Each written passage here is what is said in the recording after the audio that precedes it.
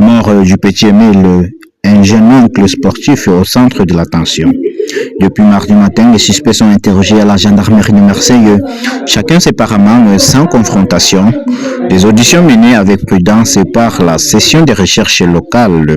Selon Maître Colombani, avocate de Philippe Vedovini, son client coopère pleinement. Il est là pour qu'on s'approche de la vérité. Du côté d'Anne Vedovini et son conseil, Maître Julien Philippe Pinelli partage le même état d'esprit. La grand-mère du petit Émile n'attendrait rien de plus que la vérité et resterait même disposée à se soumettre aux exigences de l'enquête.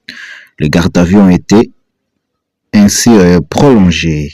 S'il est relativement facile de dresser un portrait de Philippe Vedovini, qui n'est ostéopathe de profession au passé troublant, les informations sur les deux enfants placés en garde à vue restent plus minces.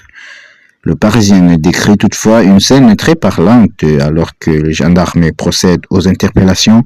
À l'étage, plusieurs enfants, dont certains ont une dizaine d'années, sont encore plongés dans le sommeil. L'un d'entre eux, à peine majeur, est tiré de son lit pour être à son tour placé en garde à vue. Peut-on lire? Ce jeune homme, à peine majeur, est toujours au centre de l'attention. Il s'agit de l'oncle du petit Émile.